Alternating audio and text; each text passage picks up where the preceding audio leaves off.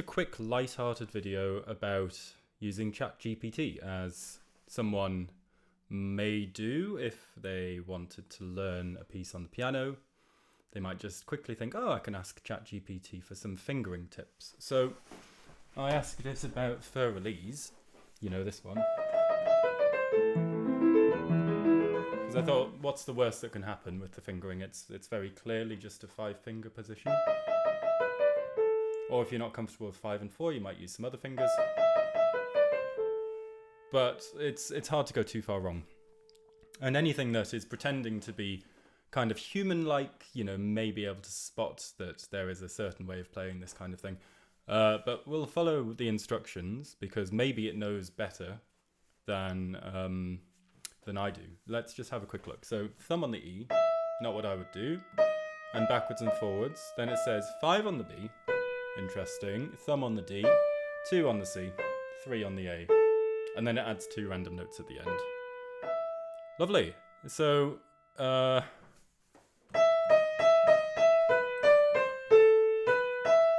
very interesting approach to teaching fur-release, not one that I would have picked, and I would say with the greatest respect to ChatGPT that maybe it should be slightly less authoritative in its language when it's trying to teach things that it clearly can't cope with. Because it's couched in language that makes it sound like a total authority on the matter. I'll break down the fingering for the first few measures. I'll, like a person, break down the fingering for the first few measures, which is the most famous part of the piece to help get you started.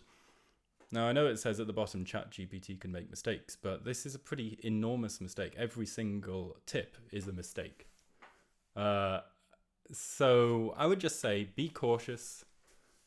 Maybe don't blindly trust AI, which is something I would hope that no one would do anyway, because it is basically the equivalent of someone dressing up smartly, speaking nicely, and going into a room and pretending to know something and then teaching something totally insane and pretending that that's normal. That's where we are with ChatGPT at the moment. It's teaching you something absolutely insane,